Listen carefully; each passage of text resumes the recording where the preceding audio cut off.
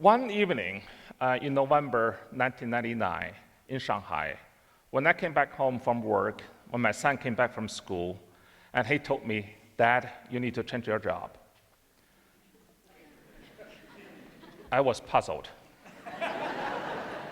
What would you know? And I thought he wanted to move again.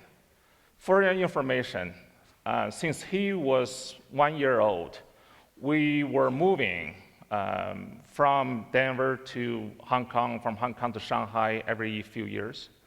And so I thought he thought it's the right time to move again. You can imagine how surprised I was when he told me, "Dad, you are in the bad industry. You use a lot of paper. Our teacher today told us paper are made out of trees. You are killing trees using a lot of paper."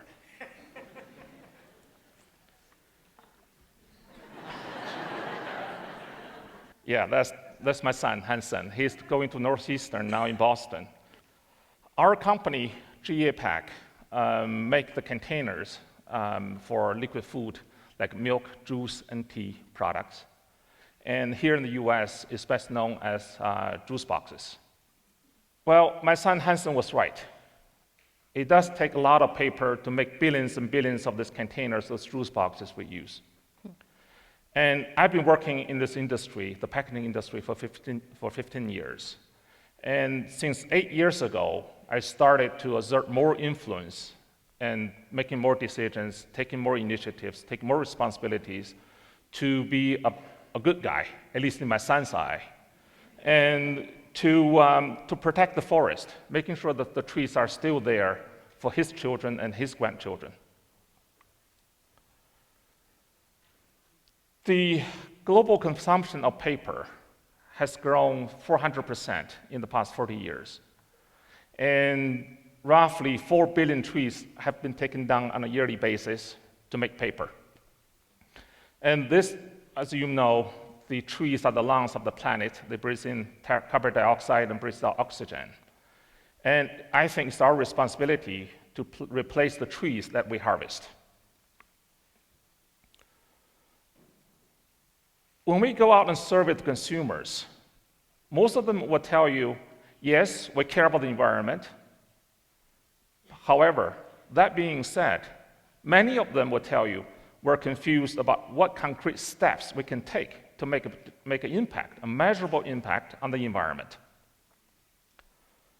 Wouldn't that be nice if everyone who go out to the supermarket can use their money in their purse or wallet to make the decision when they're standing in front of the shelves to have a direct impact on the environment? Of course, the first thing we need to do is earn the consumer's trust, to get them to believe what we're telling them, that their behavior is helping the environment. Let me share a few things that I've been promoting in China. These 3 marks you can see on the screen, the SFI, PEFC, and FSC, are the marks of the nonprofit organization that are dedicated to promote sustainable forest management.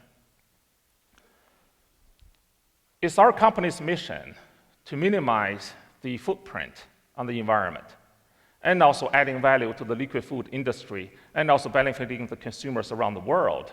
So naturally, the protecting the environment and the conservation is very high on our priority list in our company. So we have been working very hard to get the certification on our package in the past few years. In order to get this certification, the paper supplier needs to follow at least 4 criteria. The first one is they need to plant more trees than the trees they harvest. Number 2, they cannot change the water system when they cut down the trees. Number 3, no habitat can be altered. Number 4, they cannot remove any native residents living in the forest by force. After we have been working with our supplier upstream, we have been teaming up with our customer downstream to collaborate with the customer to educate the consumer, to build the credibility, to tell them what are the right thing to do in the supermarket. This customer of ours, last year alone, sold over 2 billion packs to the China market. We have the logo, the mark of SFI on their mark, so 2 billion times. You can do the math. 2 billion times the 4 or 5 minutes when the consumer holding this package in front of their face and drinking from it. So that's a lot of time we have the opportunity to communicate with the consumers. Because the logo on the package will show the consumer that this paper product they're holding in their hand, that they're consuming, are from a certified fiber source, that the consumer don't have to feel guilty about using a paper product, because the supplier, they plant the tree, replace the tree that they cut down, and also didn't change anything in the forest. We are also preparing to communicate with the consumers out there in the supermarket so that they can differentiate the companies and the product and brands that take the steps to protect the environment and those who don't. And also, that's what I really care about, is to make the consumer aware of this mark and also to know what the mark stands for.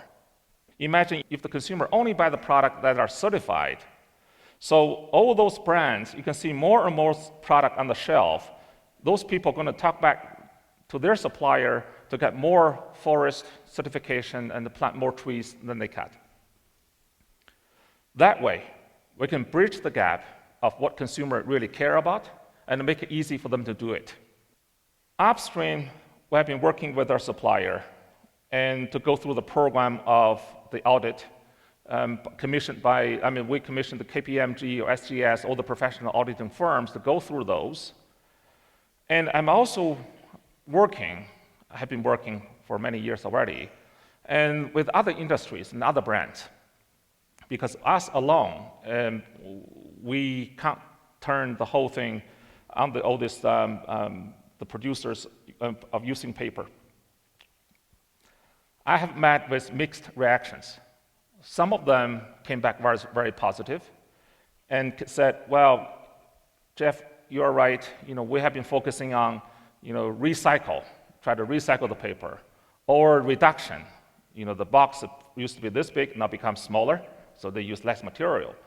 But not many people has been focusing on putting the pressure up so that the people who use the paper from the trees and remember to plant the trees back. There are also people who came back and said, well, we're not interested because that you need additional investment. And also, there's no obvious pressure from the consumer or from the market to require these people to do that. So they don't have to reinvest the money to do something the consumer, they don't really pressure them to do.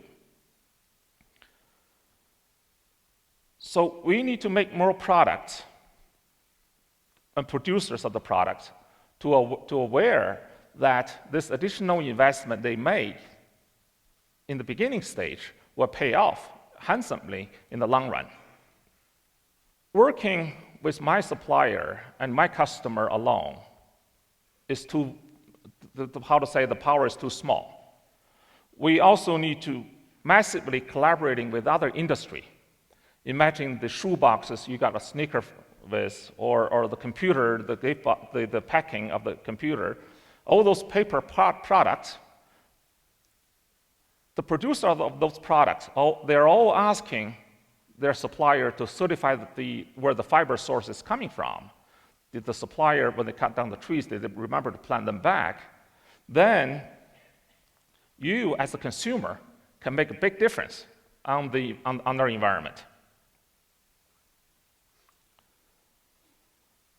Cutting trees, that's another thing I wanted to talk about. It's not necessarily a totally bad thing, as long as people remember to plant them back. Just like the corns or the rice, people harvest them every year. Tree can be harvested on a regular basis, like say 50 years or 100 years, as long as there are more trees being planted than they cut. So imagine if we're all, as a consumer, collaborating.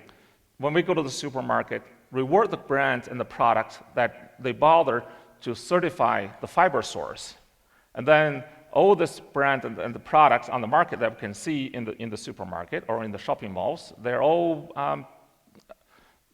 pressing their supplier busy with tree plantings. Just as many developing countries completely skipped the conventional telecommunication infrastructure and got their first communication via cellular, or skip the conventional power generation and by getting into distributed solar or alternative energy source, we can leap into green packaging. And I'm very optimistic this can be done, and because this is absolutely the right thing to do. I'm sure I can have your support in doing this. I know I don't want my grandchildren to feel embarrassed because their grandpa used the papers from the trees that the suppliers cut down and didn't bother to plant back. We all know the Great Wall in China is one of the 7 wonders in the world. However, the Great Wall was built one brick at a time. I hope you can join me as one sensitive consumer or as an industry collaborator, so we can do this together to protect the natural wonder of a beautiful forest. Thank you.